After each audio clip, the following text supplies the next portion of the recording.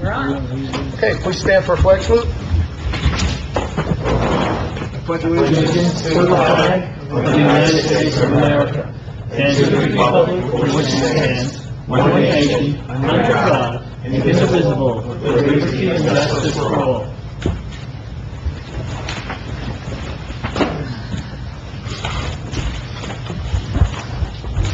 In conformance with the Open Public Meeting Law, Public Law 1975, Chapter 231, adequate notice of this meeting setting forth the time, date, place, and purpose of this regular meeting through notice posted on the bulletin boards in the municipal building, mailed, well, requested and paid for same, and published in the Suburban Trends. Roll call, please.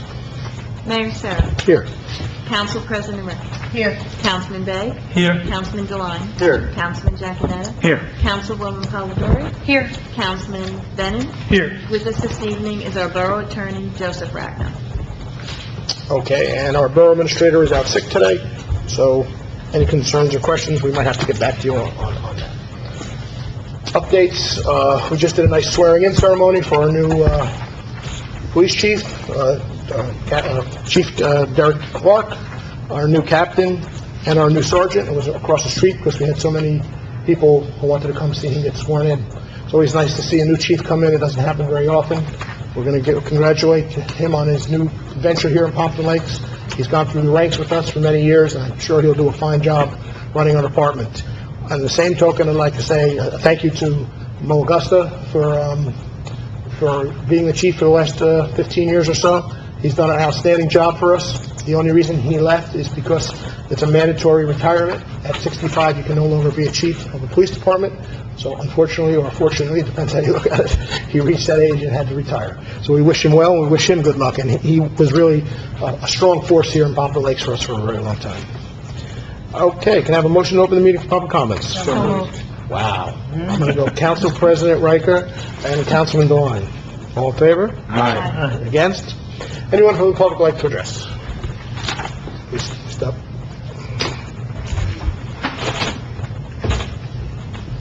As a concerned resident, Name and address. I'm sorry. Gita Curtis, 111 Ramapo Avenue, Pompton Lakes, New Jersey. As a concerned resident, I've been asked by a Pompton Lakes citizen group to read a letter and enter it into record. Hold on one second. We don't usually take other people's comments from someone else. If they'd like to speak, they can come speak themselves. Can I give it to the clerk to have? No. Do you want to comment? You can read it as it coming from you, but, you know, we don't... I didn't sign the letter? Okay. I'll let it go. You can read it. But usually we like people to come in. We don't like people speaking for other people. That's all. Okay. It's okay. You can read it, though. Okay, thank you.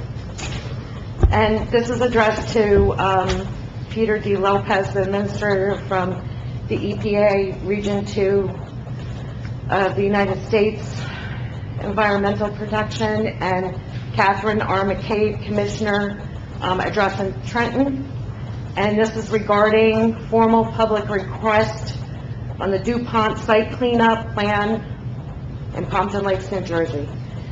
Dear Mrs. McCabe and Mr. Lopez, the Pompton Lakes Community Advisory Group is formally requesting that the U.S. EPA and NJDEP the following be provided immediately. 1, a copy of the DuPont site work plan, which is currently being reviewed by the respective agencies. A formal public hearing to be held in Pompton Lakes so the public can voice their input and concerns about the proposed work plan. All documentation, reports, draft plans, letters, or email requests that have been provided from DuPont to U.S. EPA and or NJDEP currently under review, which recommends, discusses, or sets the cleanup standards or limit for the site. A copy of each of the DuPont quarterly reports that are provided to the Borough of Pompton Lakes. A meeting in the next 30 days with the NJDEP and U.S. EPA for an update on the progress of the DuPont worksite cleanup, all areas of concern, including an explanation on the current cleanup standards, amendments, updates since the site has been rezoned. Our concerns listed above affect the lives and future of thousands of residents in the community of Pompton Lakes. Our quality of life, health, safety, and welfare must be given top priority. It is imperative that the residents of our community be given the right to bring their valid concerns forward. And please reply all to this email and respond directly to Cheryl Rubino at ruby1441@aol.com.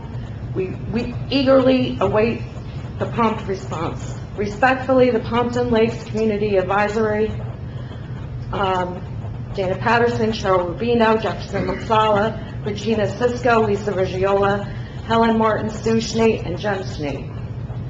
And it is carbon copy to the Attorney General, Gerwal, Senator Booker, Senator Menendez, Congresswoman Sherrill, Pat Sepia, Perry Katz, Heather Schwartz, and Jerry Feinbaum. It's dated August 21st, 2019.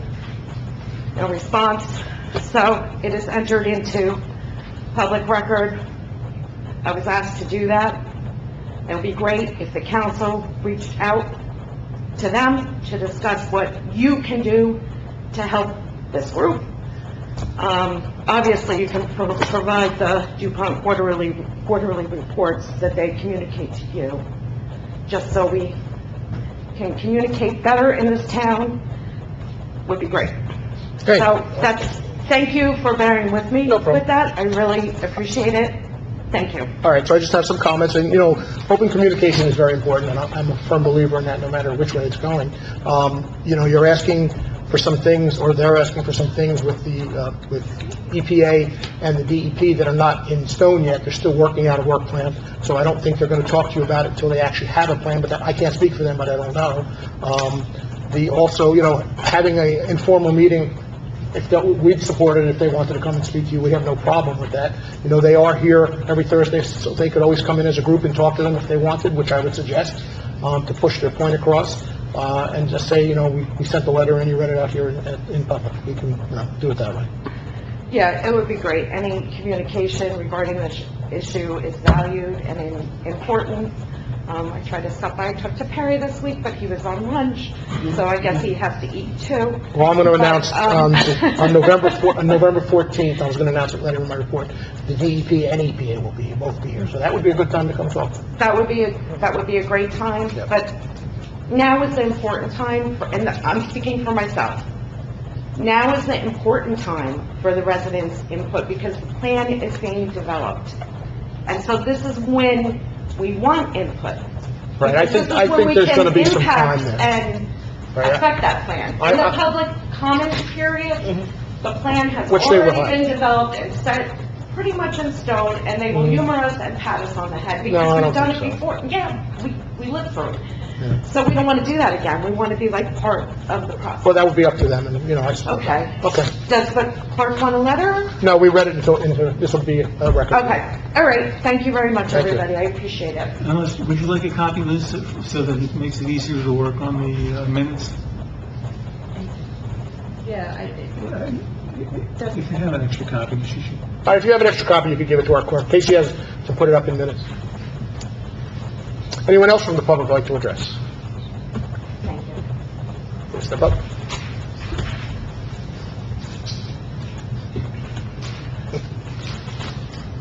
Randy Hinton, 443 Montclair Ave. Last meeting, 2 weeks ago, I mentioned about permit by rule, that you were working on Spring Pond. And have you brought any more information or gathered any more information? Yes. On how permit by rule works? Permit by rule, we spoke to the DEP, and in this circumstance, we do not need permit by rule. The DEP told us that, not us.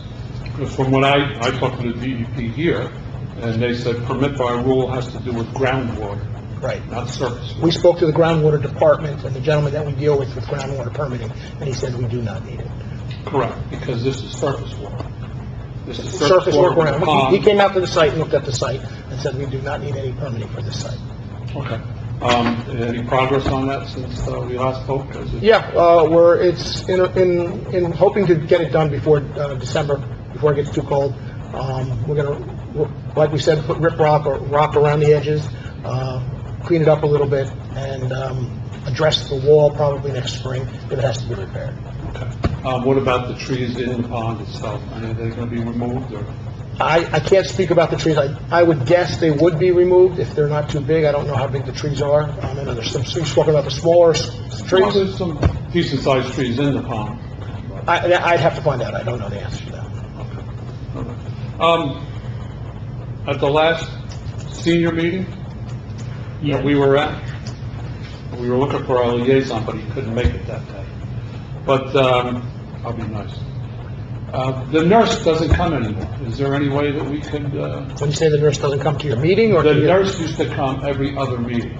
She would take blood pressures, answer any questions that we had. Do we know anything about them? Her hours were changed and she's not available at that time. She came as a courtesy, but they're more than welcome to come over to the borough. She's here on Mondays. Anyone can come on her hours when she's here on Mondays.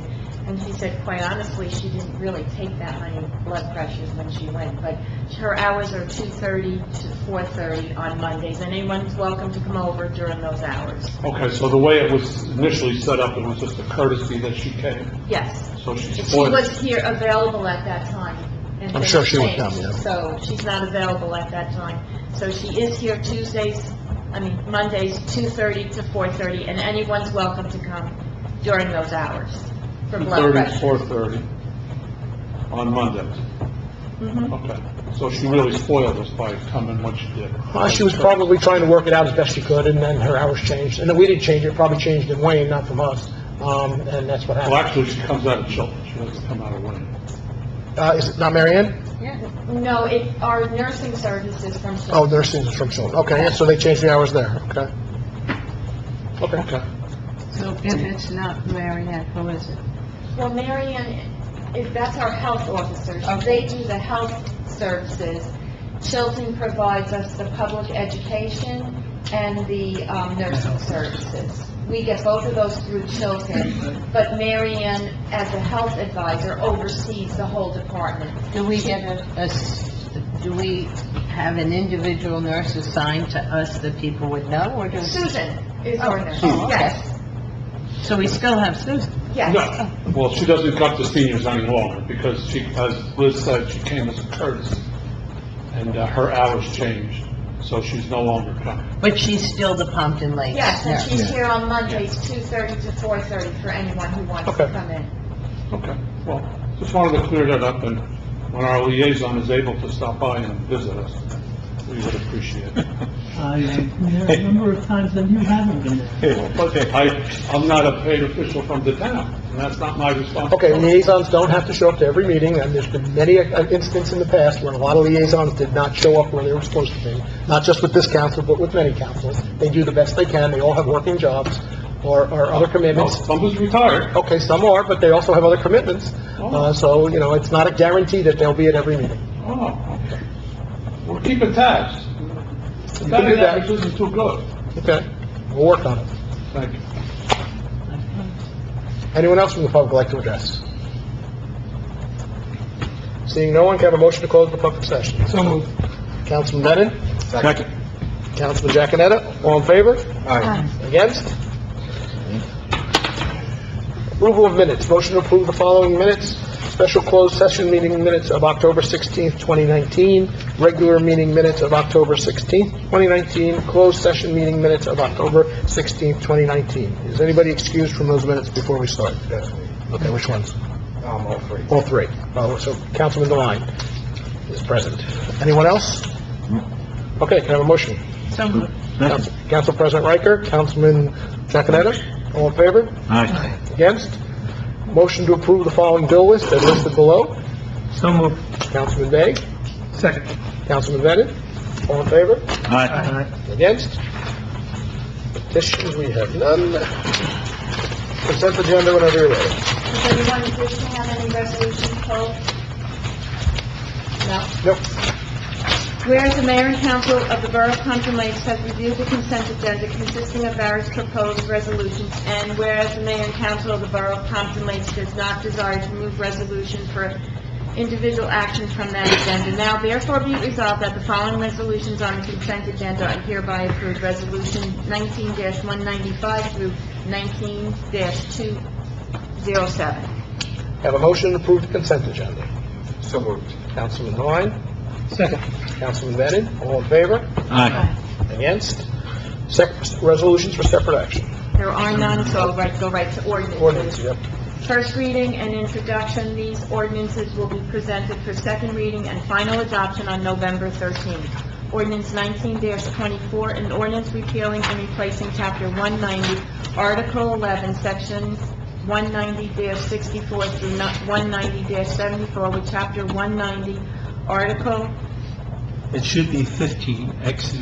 XV, I was just going to say that, looks wrong, okay, 15, affordable housing. During the course of this evening, you're going to see five ordinances.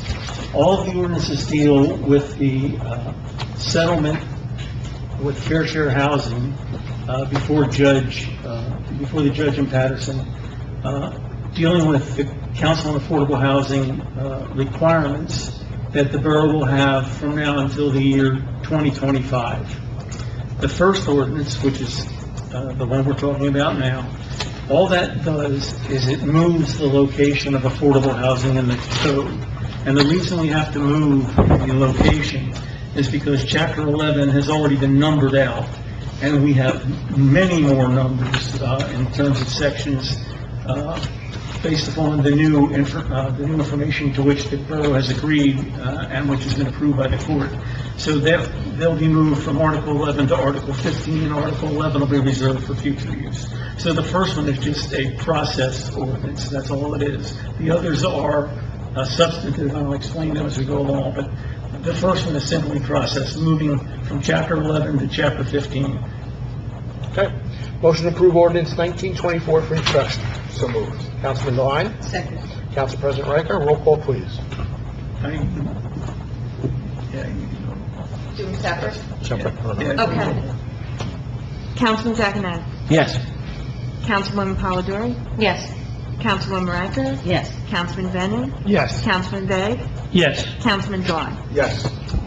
All right, before we move on to the next ordinance, just for the public's sake, I'd like to explain, with the help of our attorney, what COA means, where it came from, and why we're doing what we have to do. So COA is a requirement for fair share housing that is not just for Pompton Lakes, it's for every town in New Jersey. And each town will work out a separate agreement with the court magistrate through a lot of hard work and a lot of time and a lot of energy. Our attorney, and working with other people, has worked out a deal that we feel is beneficial to us and beneficial to the COA program. The numbers that they give you are pretty high on the numbers that you're responsible for.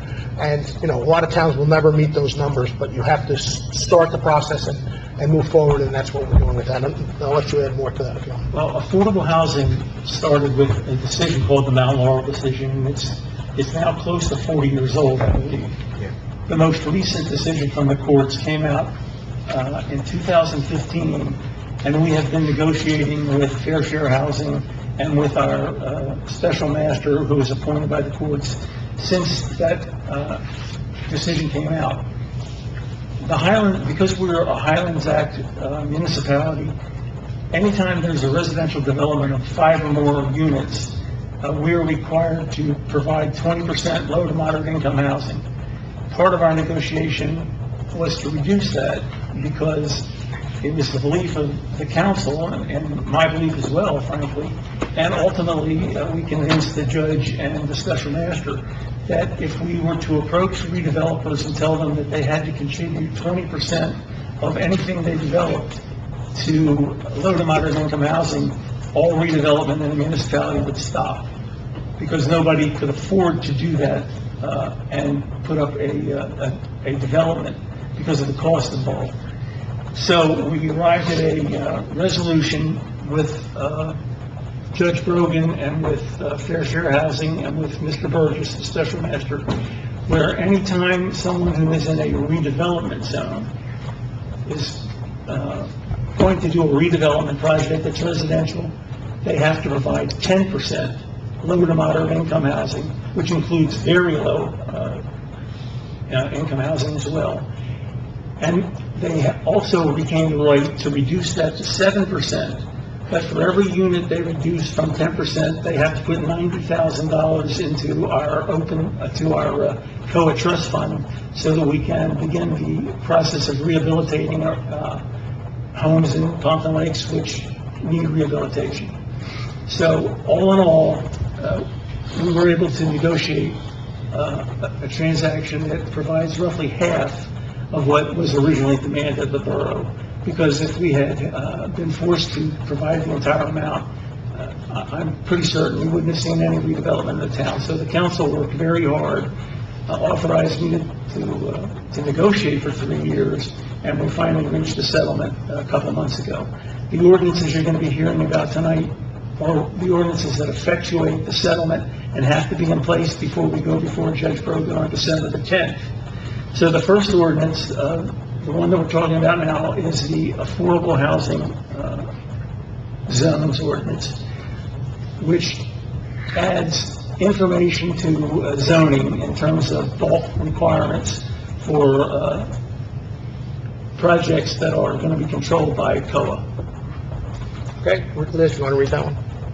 Okay. Ordinance 19-25, an ordinance amending Chapter 190, Article 4 of the Municipal Code of the Borough of Pompton Lakes to address the borough's affordable housing obligations under the Fair Housing Act and the Uniform Housing Affordability Controls, Section 190-17, Affordable Housing Zones. Motion to approve ordinance number 1925 for introduction. So moved. Councilman Begg, Councilman Devine. Roll call, please. Councilman Giaconetti. Yes. Councilwoman Polidori. Yes. Councilwoman Riker. Yes. Councilman Denon. Yes. Councilman Bay. Yes. Councilman Devine. Yes. All right, read the next one, and then we'll explain that from there. Ordinance 19-26, an ordinance amending Chapter 190, Article 4 It of should the... also be Article 15, XD. That should be Article 15 Yes. of the Municipal Code of the Borough of Pompton Lakes to address the borough's affordable housing obligations under the Fair Housing Act and the Uniform Housing Affordable Controls, Affordable Housing Ordinance. This ordinance is the ordinance that actually establishes the numbers that are involved in the requirements that the borough faces during this period of time up until 2025 for the provision of low to moderate income housing.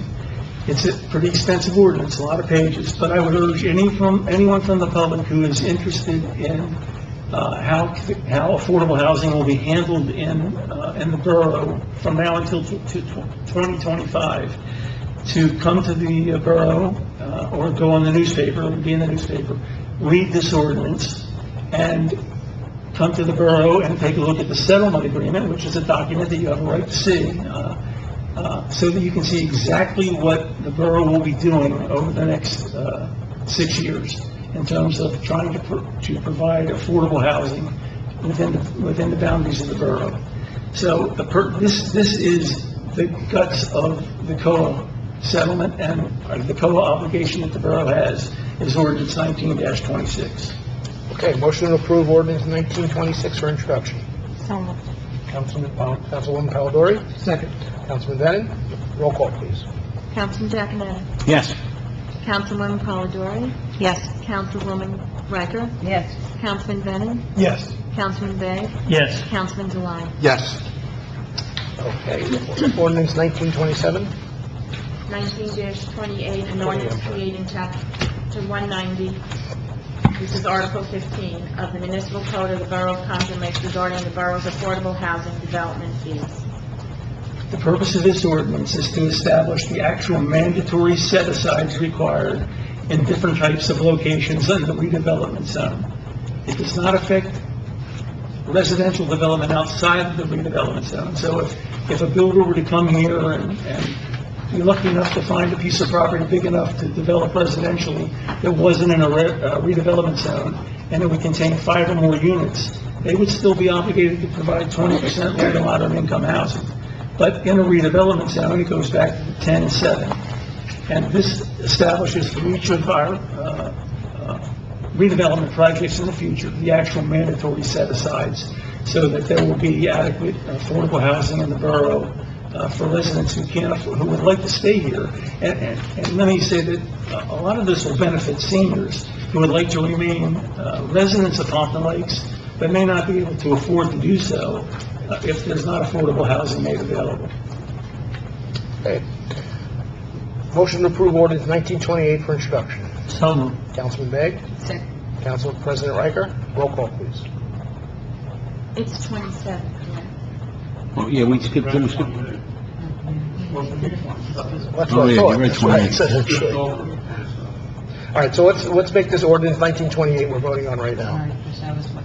Oh, did you want it? Did I If you're gonna vote on, We have to do 27 first? but you read 27, didn't you? No.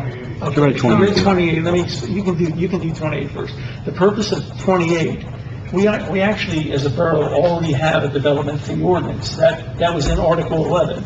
That's one of the things that's being moved to Article 15. It's not changing, it's changing only minimally in terms of its substance. The development fees require payments for certain types of residential development, including rehabilitation, and for commercial developments. The borough has never collected the fees in the past because the councils have elected not to do so. But now that we're going to have an obligation to do rehabilitation of units in the borough, the council will have to make a decision whether or not to actually apply the development fee ordinance. But it's there to be applied should they choose to do so.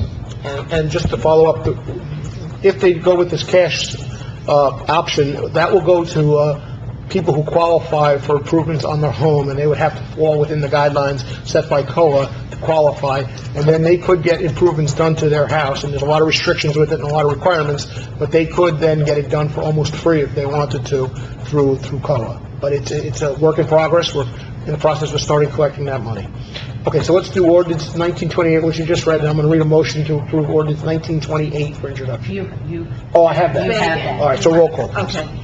Councilman Giaconetti? Yes. Councilwoman Polidori? Yes. Councilwoman Riker? Yes. Councilman Brennan? Yes. Councilman Begg? Yes. Councilman Deline? Yes.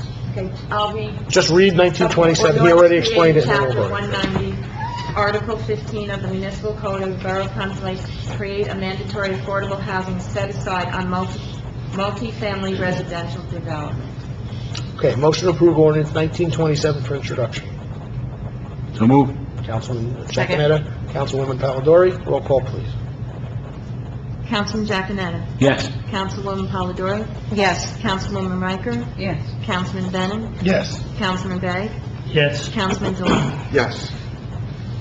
You're done, so now we're going to move to second reading, Yes. final adoption. Ordinance 19-23 has been advertised and posted.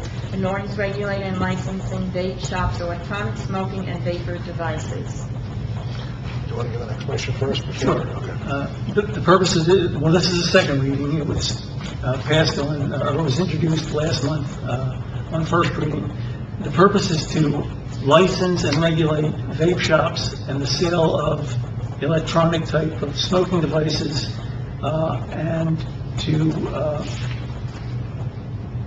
limit the age of individuals who would be permitted to buy from these shops, the minimum age being 21 years. It does not prohibit the location of vape shops in the municipality, because, in my opinion, that would probably not be constitutional, but it does regulate and require the payment of license fees so that we can have health officers and the police department regularly monitor anyone who's running a vape shop in the borough. Okay. Would you mind clarifying, we spoke a bunch about the fees, but the age is older than a typical tobacco age? Did I understand you correctly? The vape shop ordinance will require the sale to only people 21 or older. If you're under 21, you will not be able to buy anything in a vape shop. And you think that will meet constitutional muster? I think it already has. It hasn't, Wayne has already, it hasn't. It hasn't and hasn't been successfully challenged? Right. Not that I know of. I will tell you this, the state of New Jersey passed a statute permitting municipalities to make regulations on vape shops. It becomes effective tomorrow, as a matter of fact. and other municipalities are in fact regulating age of sales. I don't know that it has been challenged. I don't think it has been challenged. Because I'm assuming, and granted, we don't want to be the test case, but I'm assuming it will have the same response that we had a long time ago when you and I were a lot younger, that if you're old enough to go to war, you're old enough to smoke. It may have, but right now, I believe 21 will be sustained, Okay. especially under the current climate of what's been happening with vapor devices. No, I understand that. I would just anticipate a challenge. So I should also add that, after speaking with the Alliance group and the principals in schools, this is a situation not just with our town, but with many towns, and we're trying to educate our children that maybe this is not the most healthy thing for you to do at this time. Whatever the state does and the federal government does, of course, we have to follow that. Right now, they haven't done much, but we all know there's a lot of talk about what's going on there, so we don't know what the future holds for the whole thing. Okay, motion to open the meeting for public comments on ordinance 19-23. So moved. Council President Riker? Second. Councilman Bennett, all in favor? Aye. Against? Anyone from the public like to address this? Please step up. Hi, Peter Shazak, 314 Woodlawn Avenue. So regular cigarettes are still able to be purchased at the age of 18. This has nothing to do with regular So I cigarettes. understand that, but That's I'm correct. making a contrast. Yes. And being that, again, all of the vaping cartridges that have been causing these problems have been black market cartridges. Well, we can't say that, but... I'm pretty sure that has been the case. I've been listening to the reports. So with that being said, I mean, listen, vaping is not great, I understand, but I mean, it does have the potential of being a substitute for a more dangerous form of smoking cigarettes. And to be taking that option away from people, again, who are able to go to war, who are able to vote, I don't agree with that. I believe that the age should be 18. And yet again, when you take away the legal markets, you drive people to black markets. And from what we've seen, and I'm going to say again, I believe that the problem we've been having with the vaping cartridges has been pretty much limited to the black market. So I don't think we should be driving people to that market. Okay, thank you. If I could have two comments. First, my initial reaction was the same, in that I originally drafted this ordinance with 18 years of age. However, our health department and our health officer strongly opposed that and wanted a 21-year age, which the council, I think, ultimately... What was their reasoning? Say again? What was their reasoning for 21? What was the health officer's reasoning for 21? I don't know what her reasoning is, but that was... So they're coming from, Department, health officer. our health officer works with Wayne, and Wayne has done this already. You will be seeing other towns doing this in the next couple months, moving it to 21. The issue is vaping as an educational tool is not something they want kids to learn until they're an adult to make that decision. So at 18, some people believe they're still developing and should be not making decisions of should they smoke or not smoke until they have a little more knowledge about what's going on. So I think it's about knowledge more than... No, I agree wholeheartily. The education should be... The second point is, this does not prohibit an 18-year-old from smoking a vapor device. It prohibits an establishment from selling a vapor device to someone under 21. So again, they go across the lines and buy somewhere else legally, bring it back. If Joe Smith's dad wants him to smoke vapor devices, his dad can go and buy them for him. It's not going to prohibit that. But the person themselves, being under 21, will not be able to go buy them. Or I shouldn't say that. They may be able to go buy them, but the individual, but not legally. The person owning or running the shop cannot sell to a person under 21. And we've had, you're a little too young to remember, but we've had situations back when New York had a different drinking age than New Jersey. And, that happened quite often, people going across state lines to do what they had to do. So yes, is there ways around it? Yes. Are people going to find ways around it? I'm sure. I think the key to this whole thing is we're saying as a community here, we don't want our kids buying vapes until they're 21. Doesn't mean they can't do it, doesn't mean they can't use it, just can't buy it here. That's what we're saying. I don't agree, but okay. Okay, thank you. Anyone else from the public like to address? Please step up. Randy Hitt, 443 Montclair Ave. The legislation that's going to be passed tomorrow, does it specify anything about age, or it just generally says It does not Local- specify age. Doesn't The legislation is specify. already passed, it becomes effective tomorrow, and it simply says that municipalities can create their own ordinances to regulate and license vape shops. All right, so it speaks nothing about age. But I would guess that in the near future, the state will be doing some regulations on it. I would guess that too, given where they've gone so far. Now, as it stands, we have a vape shop in town, Correct. and as it stands right now, they can sell to people under 21. Once it's- So they won't be able to once this ordinance is Yeah, once- passed. Correct, but right now they can. Yes, correct. So this is going to be a change in their business model. Yes. For that matter, they'll have to be licensed. For that matter, they'll have to be licensed after this. So part of the licensing, let's talk about the licensing part of it. This is an industry that I feel should be licensed. I mean, people should be in there checking to make sure the health and the well-being of what they're selling is up to par with what they're supposed to do. On this one, Mr. Mayor, I agree with you 100%. But, other communities have done it. Wayne, very big community, has done it. And you'll start to see, and I've spoken to some other mayors, they're all in the process of looking at this and changing it. But as it stands right now, we're probably going to pass this. But like, Pending, I don't know. But like Councilwoman Riker had said, there's possibly a challenge in the future. Always a possibility. Well, that's true with every Right, ordinance. everywhere. It's true. I've been here many times. Challenge. All right, thank you. Thank you. Anyone else from the public like to address? Seeing no one, can I have a motion to close the public meeting for ordinance 19-23? So moved. Council President Riker, Councilman Begg. All in favor? Against. Motion to approve ordinance 1923 for final adoption. So moved.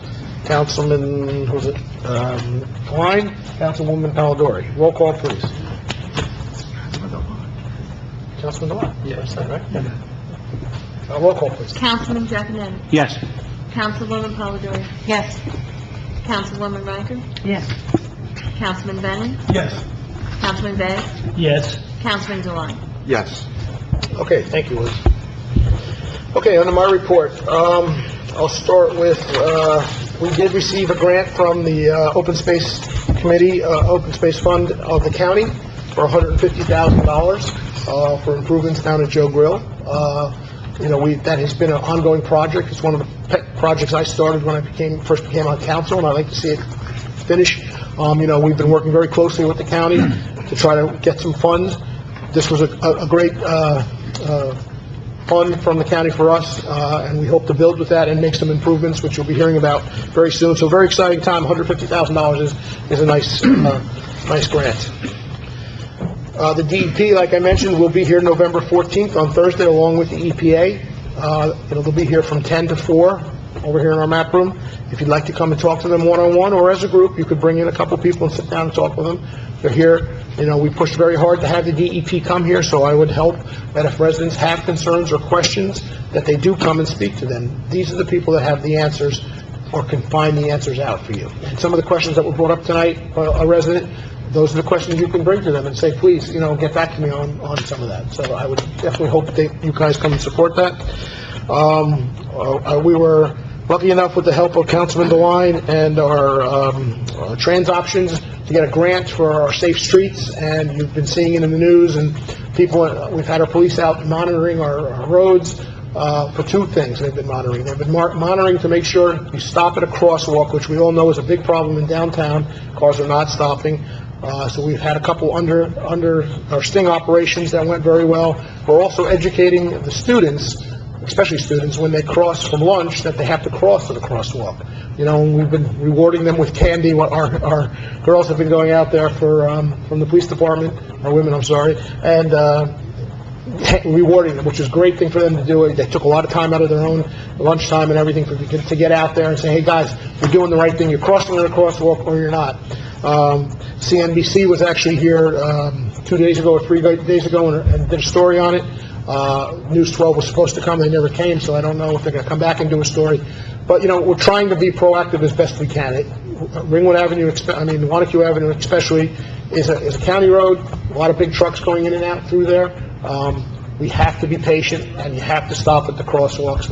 And I'm going to tell our residents that are listening or watching this, you will get a ticket if someone is walking through that crosswalk and you're driving around them. You have to stop. There's no in-between here. And believe me, I've gotten calls from residents very mad that they're getting this ticket. And I said, did you stop? They said, no. I said, well, I don't know what you want me to tell you. You're going through the crosswalk. Especially if you're crossing at night, it can be very dangerous. We will be trying to make some improvements a little bit, I think, in the near future to some of our crosswalks. So a great program, a lot of education. I'm very big on education. This was an educational part of it, and we're trying to educate our students and our drivers. Unfortunately, people out of town, they come through pretty quick sometimes and don't really want to stop. So that was a great program, and thank you for that. I attended a beefsteak with a lot of people up here for the school. They always put it on. Diane Giebach does a great job in trying to raise funds. It was a great event, a lot of people, nice time.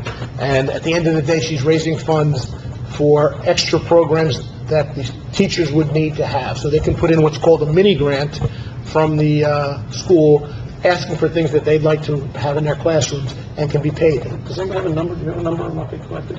It's about two, for that dinner. No, just for the whole together.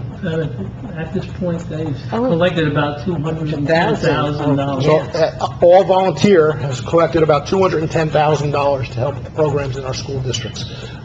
Great program, a lot of time and energy, and kudos to her for putting that all together. She has a lot of help, and I can't name everybody that helps her, but they all do a great job there.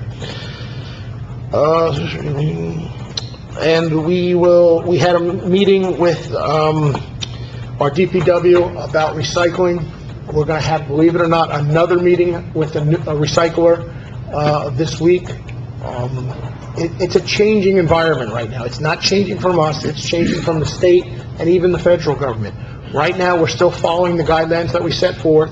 No plastic bags at all can be in recycling. You need to take the caps off all your bottles and plastic, and they need to be put out on the curb in some type of container. We will pick it up. Look, we're not trying to cause anybody headaches, but if they're not taking or recycling, we have to end up paying more money to get rid of it. So I know it's re-education. I know it's trying to convince people to do something they haven't done in a while. Give us some time. We're going to get a flyer out probably in the next week or two to every resident. I think it's in the printer now, explaining it again. I know a lot of people are not on social media or on the web a lot to see what's going on. We are changing it, and it's because of the state. I do have an exciting meeting coming this Friday with the attorney that represents the A&P Shopping Center. I don't know what they want to bring to me, but hopefully it's some good news. When I find out on Friday, I'll let the public know. It's been one thorn in my side about trying to get a supermarket here in town. Very difficult, not easy, for a lot of reasons. So they reached out to me this time, and I have a meeting set to meet with them this Friday, and we'll see what happens from there. And that's my report. Council President Rick. Oh, I'm sorry, one more thing. Just a reminder, everybody, we have our Veterans Day ceremony on Wednesday, November 13th. It'll be at the Carnival Center across the street. We have a Pompton Lakes free rabies clinic Saturday, November 9th from 1 to 3 at the Pompton Lakes Firehouse. And of course, next Tuesday, November 5th is Election Day from 6 to 8. What I want to remind some residents, there might be some confusion with Election Day this year, because if you got a mail-in ballot last year, you're probably going to have to vote by mail-in ballot again. You might come here to register to vote, and they said, no, you have a mail-in ballot, and give you a ballot that you have to register that way. So there might be a little confusion. Our polling sites are not usually that crowded. Work through it. I'm asking everyone that you should go out and vote. It's our duty. It's how we run our town and our state and our communities. So it is a job of all our residents to be responsible in some way, and that is by voting. So, I ask everyone to make sure you come out and vote. And now, Mayor, yes. just so you know, when you sign up for a mail-in ballot, you continually get that mail-in ballot unless you take your name off the list. That's what the confusion is. Right, And so- people are not realizing. Right, so some people are not realizing, once you sign up for a mail-in ballot, you're always going to get a mail-in ballot unless you ask to change from that. Now, some people maybe went on vacation for a year, asked for the mail-in ballot. Now they're going to have to vote by mail until they change that again. And unfortunately, what's going to happen is, those people who say went on vacation are going to come say here to this site to vote, and they're going to tell them, no, you can't vote, you have to vote by mail, and they're going to give them a ballot to fill out at that point. So there is a little confusion. Hopefully, I'll remind everybody about this too, because I get calls about this. The poll workers don't work for the town, okay? They're hired by the county, and it's difficult sometimes to get poll workers. And I think if anybody's looking for opportunities, if you called the county, they could probably place you for a pretty good job for the day. It's a long day, it's about 12 hours. but the poll workers do not work for the town. So if there's an issue, you have to deal with the county about that, not, going to, Liz will oversees it, but doesn't oversee the people that are here. So remind that if you have a situation or an issue with voting, you're going to have to go to the office, or you can go to Wanacue, I think will be open, right? The county clerk's office in Wanacue should be open. You could probably go over there. Okay, I'm going to do my report in a little different order. I'm going to clarify a few things that the mayor said about voting. Obviously, the polls are open from 6 a.m. to 8 p.m. If you want to be a poll worker, you're talking about approximately a 15-hour day. 6 to 8. They have to be there at 5. They have to be there at 5, okay. Let's talk for a moment about the mail-in ballots. The mail-in ballots are the change and the confusion on the mail-in ballots are a result of a new New Jersey state law. If you voted absentee in a primary, a Board of Ed election, or any election in 2016, 17, or 18, you will automatically get a mail-in ballot. You had the option to send back a request to no longer get the mail-in ballot. I happen to be one of these people. I sent in my request, but my request crossed in the mail. So even having made the request, the request had a very small time limit on it. So if you are someone like myself who thinks they made the request, if you still got your mail-in ballot, it will be marked when you go to the polls that you got a mail-in ballot, and you will not be able to vote. The other thing that I just wanted to clarify, two things. If you go to the polls and you marked as a mail-in ballot, you threw it out, didn't realize the new law, didn't, for whatever reason, then you could request what's called a provisional ballot. And it will take a little extra time, but this is an off-election year. We have 6 districts. I'm assuming that we should not have long lines, that if that happens to you, ask the poll worker for a provisional ballot. One last thing. We have early voting here in New Jersey. There's a lot of press on the New York early voting. If for some reason the time period on Tuesday, the 6 a.m. to 8 p.m., doesn't work for you, and you haven't gotten a mail-in ballot, and you haven't asked for one, you can go to either the clerk's office in Wanacue, the clerk's office in Patterson, right now, identify yourself. They will hand you that mail-in ballot, allow you to do it right there, and take it right back from you. So I guess we're lucky that it's an off-election year, that there's so much confusion, but that's some of the clarifications to some of the comments that the mayor made. Now I'll go back to my report in the, I guess, the order it was intended.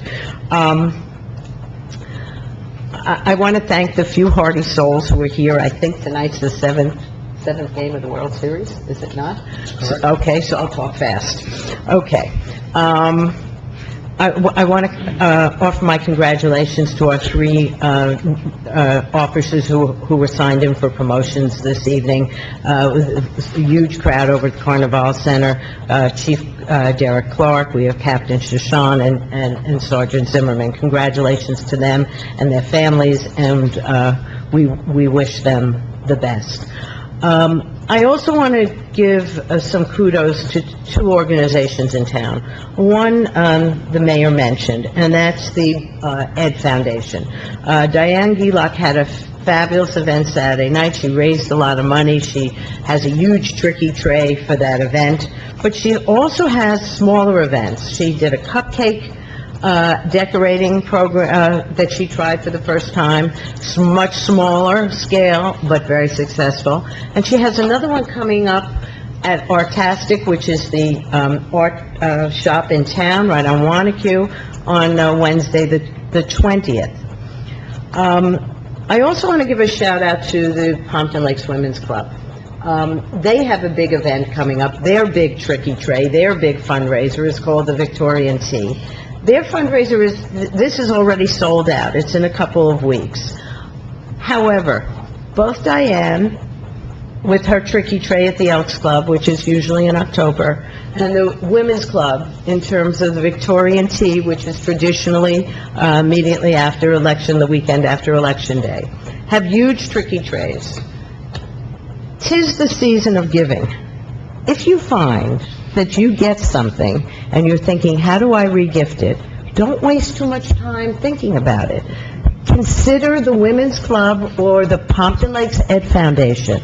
If it is of great wealth, great value, they keep it for an individual prize. If it's a smaller value, they'll put it in a basket with other prizes. So these folks, their events are in the fall, but they are gathering these gifts all year long.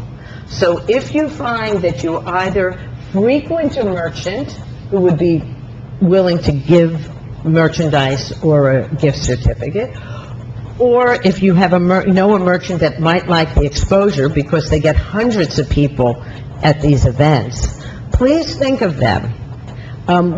We as members, Councilwoman Polidori and myself are members of the Women's Club, and we're out there soliciting, or we're out there donating.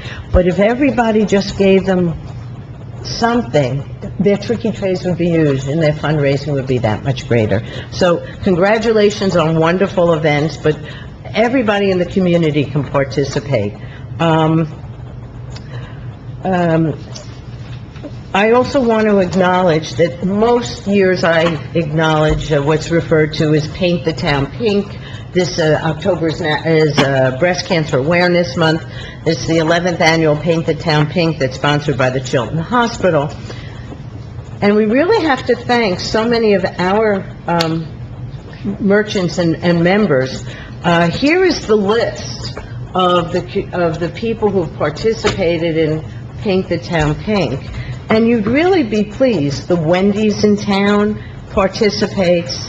The police in town are participating. The Boniellos who live in town, who are so supportive of our events, are participating. So I really want to give a shout out and a thank you to those businesses who did. We had the Halloween hunt. We got rained out on Sunday night, but we had a very successful pumpkin hunt on Monday evening. The weather was fabulous for that. And I want to thank the rec. They did a beautiful job. But I also want to acknowledge the Zonta Club. I was giving out some of the knickknacks and goodies along with some of those the teenagers from the Zonta Club. They were so excited. They couldn't do enough. They were just so hands-on, and it was it really gave you a good feeling. And the flip side of that was when the children came down the line and there were bowls of things for them to take, they took one, they didn't grab handfuls, and they all said thank you. And most of them unsolicited. So it was a wonderful reflection on the community. So I just wanted to acknowledge that. Just as a reminder, I know the mayor was talking about how recycling is changing dramatically. As I walked in this evening, I came with my big plastic bags stuffed with plastic bags. Remember, we do have a few boxes for plastic bags that can no longer be recycled, but they can be recycled in these Trex boxes, and if we get enough bags of bags, we get some free benches. And just by way of reminder, because it's not on the list of dates on your agenda, Saturday, November 9th, is another bid buck sale. This will be the one in anticipation of the holiday season.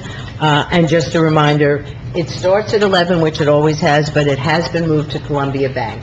So if you're interested in bid bucks, just by way of reminder, bid bucks, you pay $100, you get $150 worth of money, so to speak, that can be used in most of the businesses in town. And Mayor, that's my report.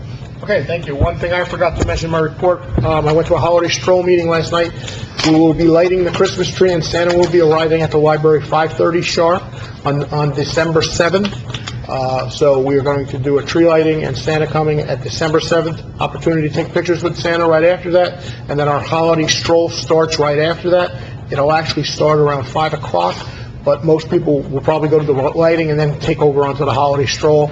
Then that's a beautiful day, a nice event, and that's on December 7th. Also, don't forget, we have our Toys for Tots train coming in on November 30th. It happens to be a different day. We usually do it on the same day, but this time it's not. Our community is always very good at getting out gifts, so please, we have drop-off stations throughout town. You can drop them off. I think we'll have one even here. Is that correct, Liz? We usually have one here? I believe so.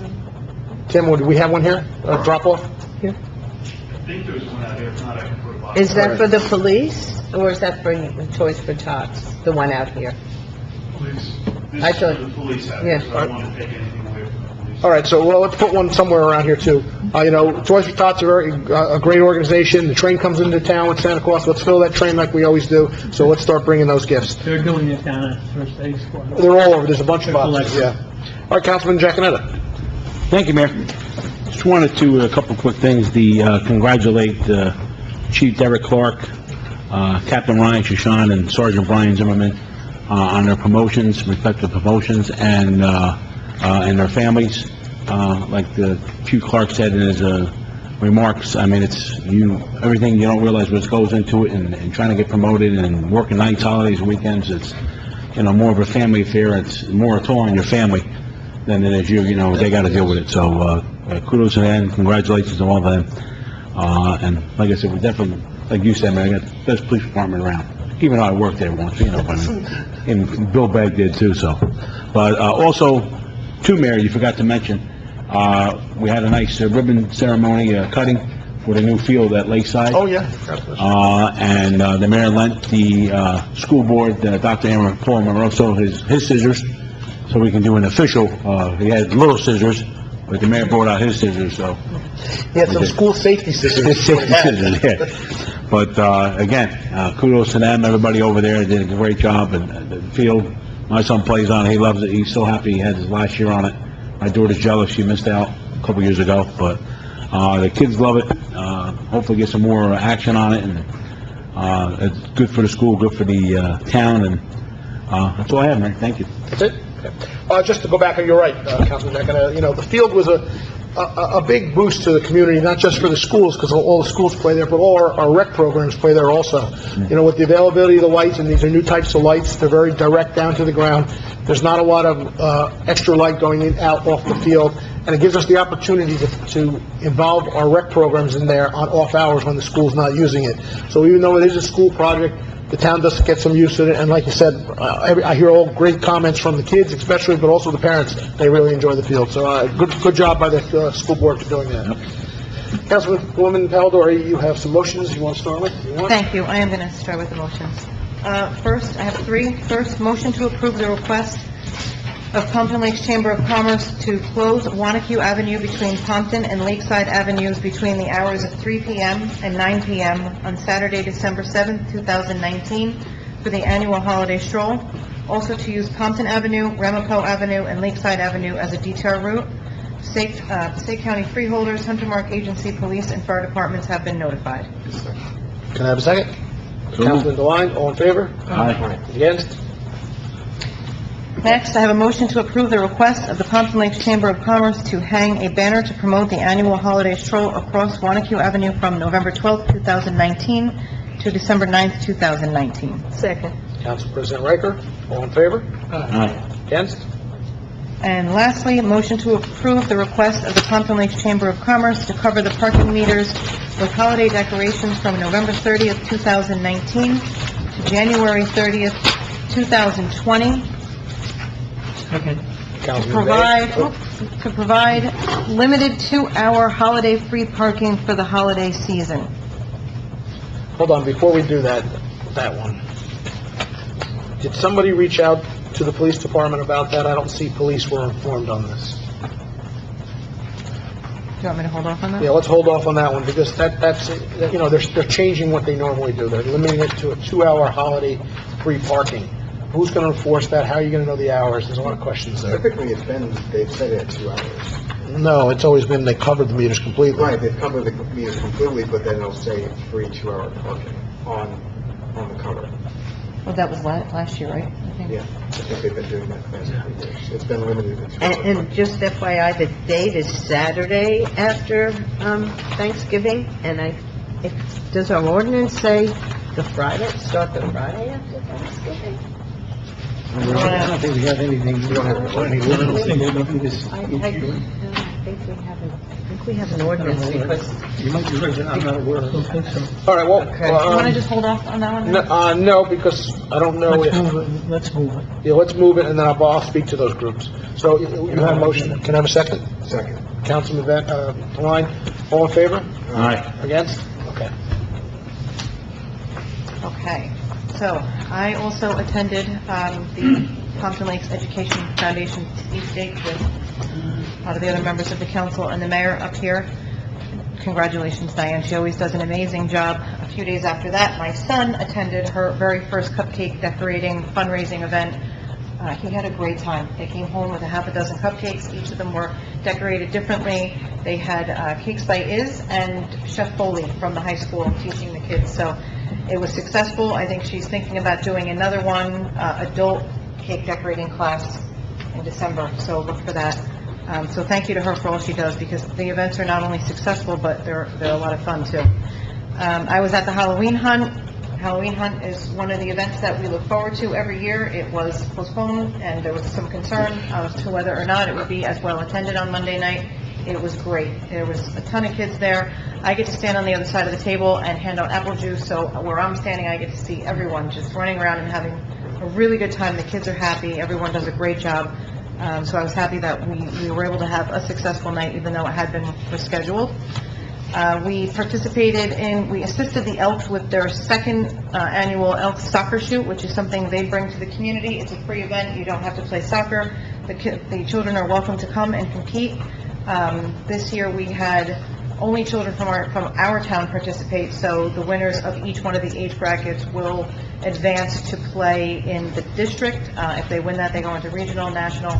The national prize, I believe, is a family vacation if they advance that far. So we thank the Elks for providing that activity. The kids that were there had a really good time. I do want to congratulate Chief Clark, Captain Shoshone, and Sergeant Zimmerman on their promotions today. I went to high school with Chief Derek Clark, so for me to be able to watch him through the years become a success and to make this accomplishment today was really very special. I was very proud to be there. And just a reminder that we do have our next and last coffee with the council for this year. On November 4th, we have moved it. We are now having it at the Hug-a-Mug, which is the new coffee shop on Wanacue Ave in town. It's the owners of Artastic. It's an opportunity for you to come out and sit with us in a relaxed atmosphere, support one of the local businesses, and get to know us a little better and ask any questions or address any concerns you may have. And that is my report. Thank you. I had the opportunity, along with Councilman Begg and Councilwoman Polidori, to do a roundtable at our new radio station. The radio station is actually in Warwick, where we went up to, and there was a lot of community questions, and there was a bunch of people who called in. It was nice. It was an hour-long show, so a lot of time and energy was spent in putting that together. I want to thank the radio station for trying to be community-minded, even though they're not really set up here yet in town 100%. Eventually, we're trying to get to the point that the radio station becomes like our old radio station and is coming out of Pompton Lakes and doing everything out of Pompton Lakes. So it was nice to get some conversation and to have some questions from residents in town. Councilman Begg. I'm sorry, Councilman Bennett. Thank you. I'd also like to congratulate on the police promotions this evening, Chief Clark, Captain Shoshone, and Sergeant Zimmerman. I look forward to working with you in your new capacity. Saturday, October 26th, was the latest drug take-back.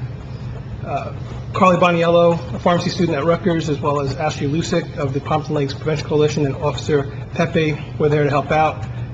We had fewer people this time around, about half a dozen show up, but we were told that the drop box, which is right by the police dispatch window, is getting filled more often, 3 to 4 weeks. Every 3 to 4 weeks they have to empty it out and take it to the facility to get burned, which is a lot more than previously before we started this campaign.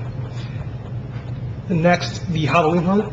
There's a rush that you feel, and there's a wall of children coming at you that night. It's fun. It's a fun night. and we did have a great turnout despite the rescheduling. Transoption, thank you to Councilman DeWine for spearheading this campaign. I thanked him a couple council meetings ago. And also, congratulations on your award as the, Outstanding Elected Official was the title? Yeah, I guess. Congratulations on that. Nice big award there. And lastly, this Saturday is Bulb Day. We'll be planting 3,000 daffodil bulbs throughout town. We have our bulb captains who will be meeting here at Borough Hall 10 a.m. for the bulb distribution. And then, if you are still interested in volunteering, we can always use more volunteers. Please feel free to contact me, Councilman DeWine, and we'll get you set up. And that is my report. Thank you. This should be an interesting planting. I hope to have a lot of volunteers, and we have a lot of flowers in the We have spring a lot of coming up. volunteers now. That's good to see. Everyone's talking about the Halloween hunt. I have to give kudos to the rec department for doing what they do down there. Again, an all-volunteer group. Councilman Venon mentioned a student who now is an adult in college who volunteers her time, Carly Baniello, who is a resident of town, who now volunteers back with this box. So, that's the whole idea behind Pompton Lakes, people in town volunteering back their time. Same thing down at Hershfield Park for the Halloween hunt. It was a great event for everybody. Councilman Begg. Thank you. I'd also like to congratulate Derek Clark, Ryan Couchon, and Brian Zimmerman on the promotions. I've known Derek really since the day he was born. He was a neighbor of mine. I was glad to see his mother tonight, Ellie, and his father would be very proud of him if he were here. And unfortunately, he's not. I also attended the Tricky Tray for the Education Foundation, and as previously mentioned, they've donated a lot of money to the high school and the Board of Education. They've done a lot of work in making donations to technology. This past month, they actually donated $25,000 towards technology. I attended the Pompton Lakes Prevention Coalition meeting on October 24th. Coalition Coordinator Ashley Lucic reported the whole club at Pompton Lakes High School participated in Knockout Opiate Abuse Day 2019. They distributed 400 door knockers to local businesses who agreed to distribute the knockers to their customers. Participating businesses were the Pompton Lakes Library, Mr. Sushi, Tony's Pizza, Homefield Advantage, Nicky G's Pizza, Goldberg's Bagels, Starbucks, Wendy's, Frank's Pizza. The whole club attended the 2019 Fall Teen Summit at William Patterson University, sponsored by the United for Prevention in Passaic County. The coalition did a student survey on October 25th, 2019. The survey was administered to students in 7th, 9th, and 11th grades, and measures the past 30 days use, perception of risk, perception of parental disapproval, perception of adult disapproval, perception of peer disapproval, attitude toward peer use, individual behavior, access and consequences. We're talking about drugs and opiates. On October 26, 2019, the coalition participated with the Hawk Club and the Pompton Lakes Police Department in National Prescription Drug Take Back Day. The two events, as Eck had mentioned, the one was here at the municipal building, and the other one was promoting Take Back Day and Knockout Opiate Abuse with the distribution of information pamphlets at Pompton Lakes football homecoming game at Hershfield Park, and that's my report. Great, thank you. I attend a lot of these meetings. I try to make as many meetings as I can make, and I was at the Alliance meeting, and, this is a group that puts a lot of time and energy into trying to educate our children about the perils of being a child at a tough time, right now with drugs and alcohol. And unfortunately, the parents themselves, who are always asking the questions, on how do I do this, or why is this happening, they don't attend these functions that they have, that the Lions puts on. And some of them are very good. You know, for example, the last one they had was about vaping, and it shows you how kids can vape without even knowing they're vaping. Very few parents are coming. I would reach out to any of the parents, especially parents with younger children who have concerns or questions about drinking and drugs and vaping. Just attend one of these meetings. They're an hour long. It's not even the meetings themselves, the programs they have, they're about an hour. You have them here, and there's a lot of really good information. I mean, every time I go, and I try to make most of them, I learn something new, and sometimes it's the same program. So it's really a lot of good information, and I would encourage our residents to try to make some of those. I have to agree with the mayor. We've had many programs, including here and at the high school, and attendance could be a heck of a lot better than we've seen. And they have really some good information to distribute, and really people should attend these meetings. They would learn a lot of information about vaping and drugs and other things. Councilman Devine. Thank you, Mayor. I want to start off, again, by congratulating Chief Clark, Captain Shishon, and Sergeant Zimmerman on their promotions. When people talk about, what a great police force Pompton Lakes has, those three individuals really exemplify those remarks. They every time I've interacted with them, they've been great with the community. They've been great on an individual basis. Chief Clark, last year, worked with Councilwoman Polidori on the cyber awareness program, and to have a chief that sort of understands that, those kind of things don't just occur day to day on the streets along the roadways of Pompton Lakes, but now, we're going through a phase where things are happening on the internet, and that's what, we have to be aware of those things, and to have a chief that understands those kind of things, I think is going to be a really great asset to our community. So I congratulate them. As was mentioned, the past month we did the Street Smart campaign. I really want to thank Trans Options for coming into our community, running what was a phenomenal program. I didn't even know what to expect when I had talked to them about doing that, but they really worked closely with our police department. Again, they had nothing but great things to say about our officers and how well they worked with us. The school district that participated, Trans Options came in and they had something called Bike Walk Town, that they did at each one of our traffic safety town, or something along those lines, that they did at each one of the elementary schools. They attended driver education at the high school. They went to, I think, it might have been St. Mary's Seniors, and they did a presentation on pedestrian safety to one of the senior groups. Again, our police department, our businesses that took those flyers and let people know about them, and passed those things out and put the posters up on their windows. Sharon Sonny and Don Gosson, who also had a separate pedestrian program that just happened to coincide with us, but that really helped, I think, amplify the effect of everything that we were trying to do this past month.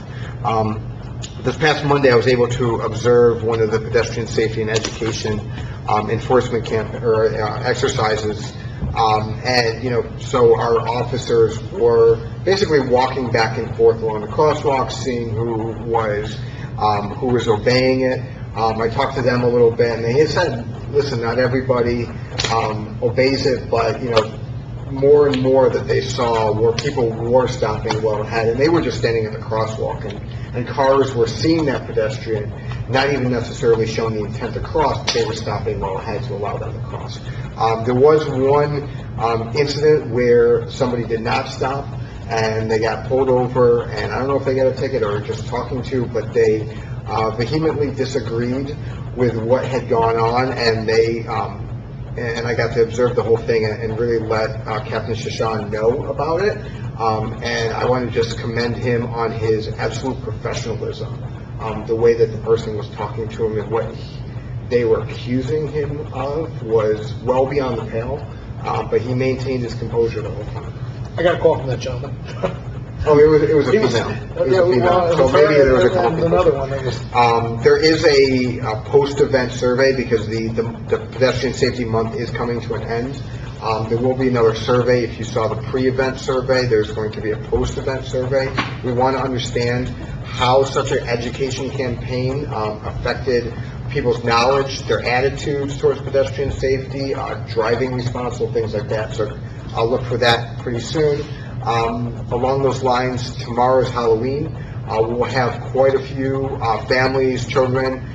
As we know, Halloween doesn't get canceled because of rain. It does plan on raining. So, if you're driving around or walking around, be responsible, drive safely, those kind of things. And then, even though this month does end, the need for pedestrian safety does continue year-round.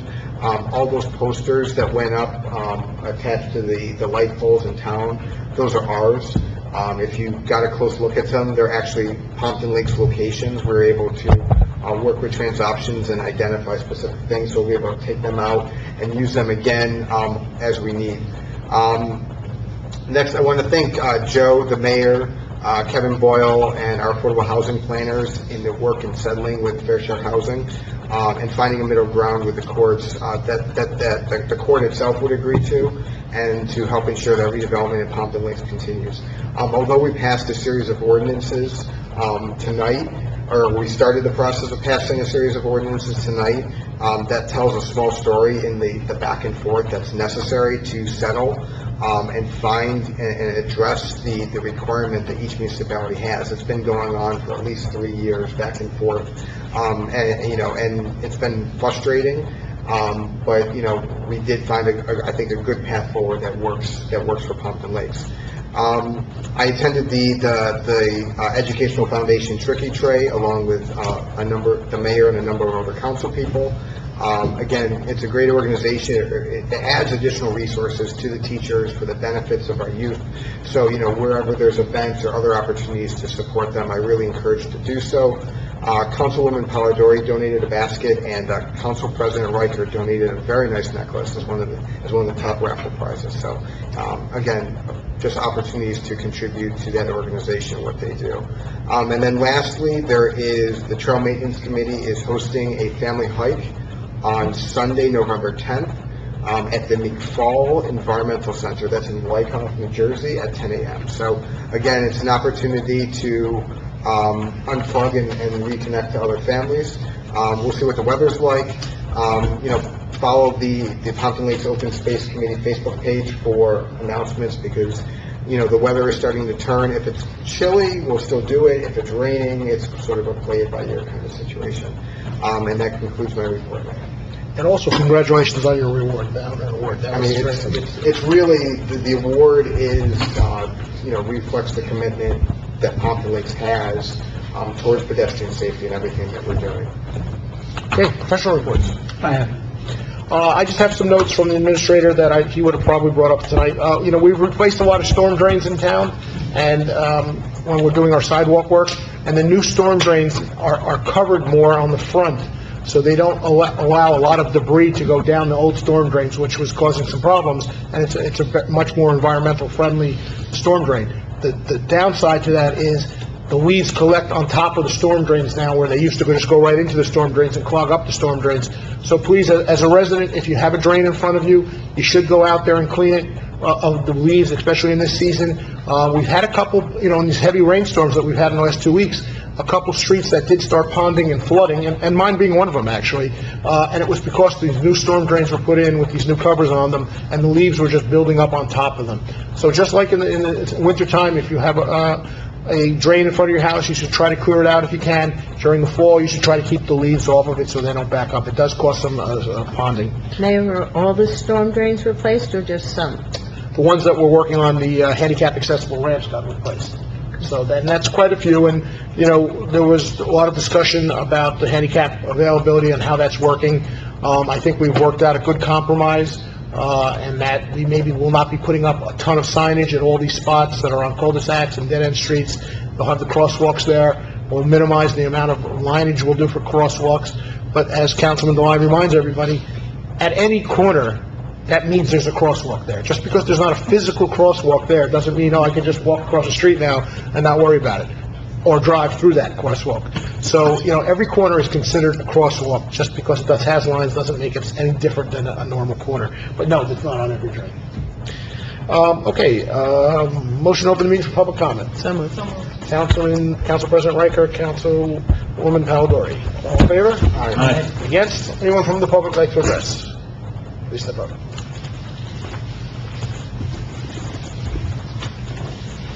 Hi, Peter Sadowski, 14 Woodlawn Avenue. Just a couple of questions going back to the code discussion.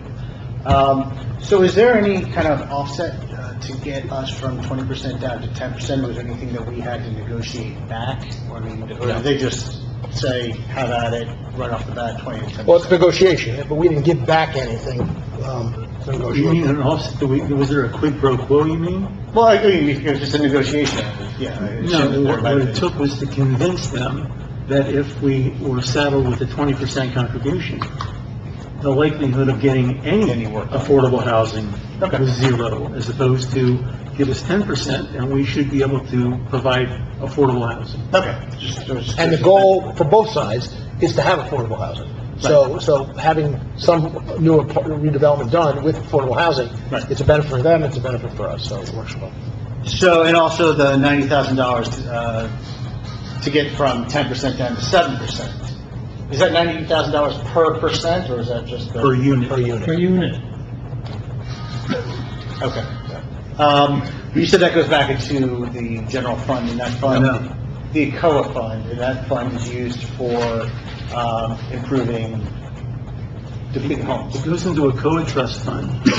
And generally speaking, it goes into rehabilitation or even potentially the potential there to buy a facility if something were to be available. Like, I'm not saying we'll have enough money, it depends on how the development goes, but if you have enough money, you could buy a 5-bedroom property that's being neglected, rehab it and make it a group home. Right. Things of that nature, that's where that money goes, but most of the time it has to be approved by the spending, By the- significant has to be approved by the court. Is there anything that would prohibit that money from being combined with, say, like a 5-year tax abatement program to help Yes, incentivize? it cannot be cannot be combined. combined with other offers like... It's only available to council, to affordable housing. And our tax abatement plans legal? Say that Our again. tax abatement plans legal in the state. Is the tax abatement upon legal for what? Legal for what purpose? So what you're asking about a tax abatement, what do you mean by that? I thought he was talking about the escrow money being No, available. he said tax abatement plans. Well, within the pilot program law, there's a provision for a 5-year tax abatement clause that the towns may enter into contracts with houses if they feel that those houses may benefit from an improvement. No. The COA trust fund can only be used for affordable housing. Okay, so you're saying it's just combining, but, No, and what you're saying is not true either. There's no tax abatement for redevelopment. There's a 30-year pilot plan that's put in place that goes for 30 years. right, and I read through that statute, and within there was also a 5-year program that could be There is a used. 5-year tax abatement statute, but we have not and don't use it. We don't have it. We won't. Are we not allowed to use it, or? We could, so if the town decided to use it, it But would we're be not- available, we're not it could be used. Wait a second, I think, are you, Entirely different statute. okay, Has nothing to do if with you're it. asking if the COA money can be used for the, Well, it's two separate conversations. okay, I just want to make sure you understand it's two separate conversations. No, right, well, I was asking Okay. if they could be combined, you said Okay. no, and then we Okay. discussed what the, Eric, congratulations on your award, that's fantastic. Thank you. And, to all candidates, good luck, and Thank you. Anyone else from the public like to address?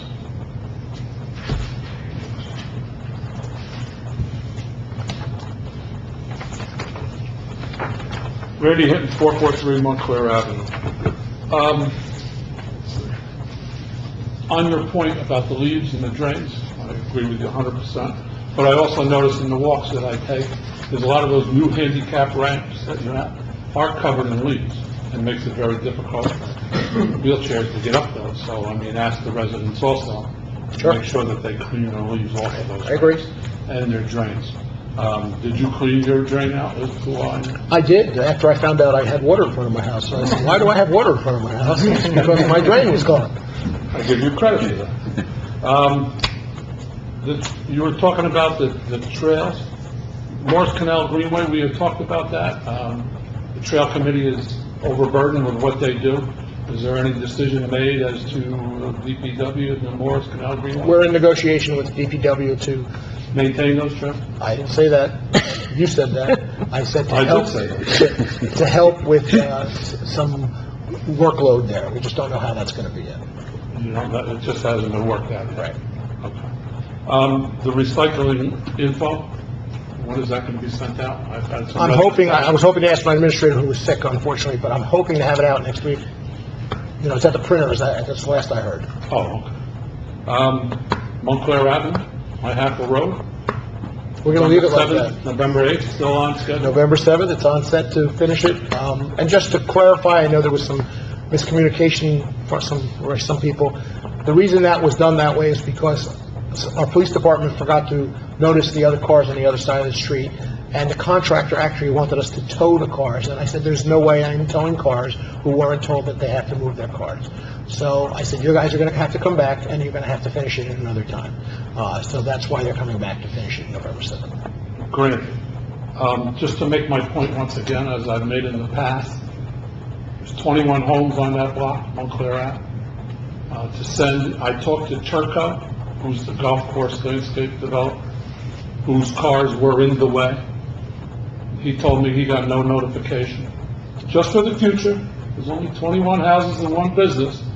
It would only cost about $10, $15 in postage. You could have sent that out ahead of time, and those cars would have been gone. But you have to be fair when you do that. If I do that for that department, and then I have another job that has removing half the neighborhoods, I can't send out that postage. It's too expensive. It's a waste of taxpayers' money. It's too much money to do that kind of postage. They do door knockers, and that's their responsibility to do that. And that was done inadequately. Well, that's your by opinion. the contract. Yeah, but they're supposed to, that's part of their contract, to put door knockers on. But talking to my neighbors, 21 houses, approximately 10,000 per resident, 210,000. The business pays about 30,000 in taxes, close to 250,000 in property tax coming into the town. You can't send a $20 mailing to Montclair I think Ave? you misunderstood what I said. I said we could, but that's setting a precedent that we would do that for all residents. Your neighborhood is no different than any other That's neighborhood. true. That's So true. if I had another neighborhood that I had to do, that was much more expensive, and not $200, but $2,000, that's a waste of taxpayers' money. But taxes coming in from those residents is 10, 20 times that, or more. Far more. Part of the contract is door knockers, and that is more than sufficient. It was inadequate, it didn't work. Let's see.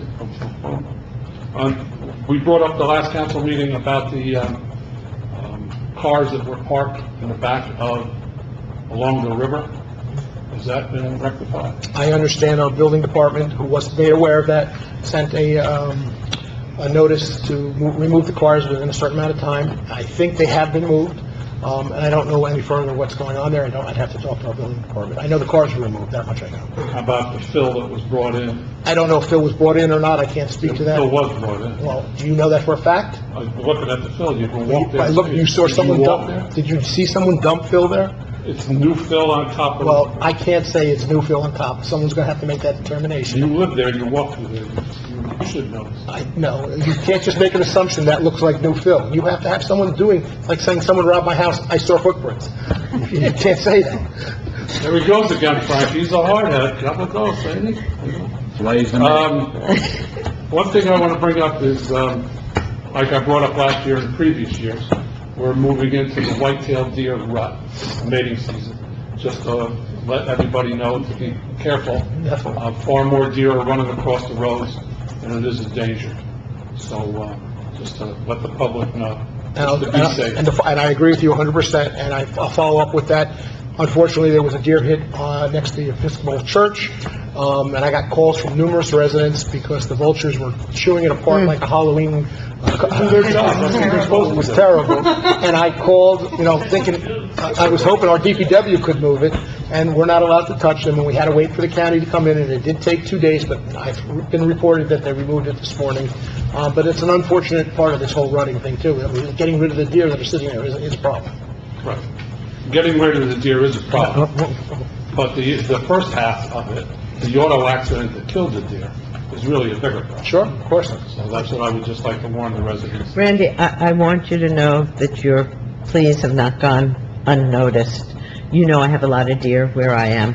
Oh, you have a big problem. As we were driving up the street and the deer were running across, and I said to my husband, "Be careful, it's deer mating season."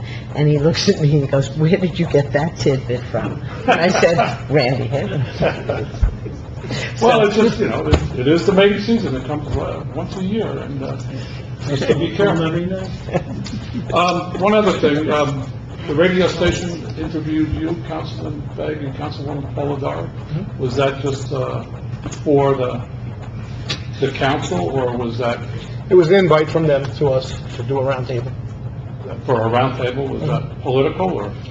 It wasn't Was it political, just- it was an invitation from the radio station to do a roundtable, so we said yes. Oh, okay, so it was just a question and answer from the residents? Yeah, it was free, anybody could have called in. It was publicized on Facebook by them and us and a bunch of people. Okay, just curious question. Thank you very much. Thank you. Anyone else from the public like to address?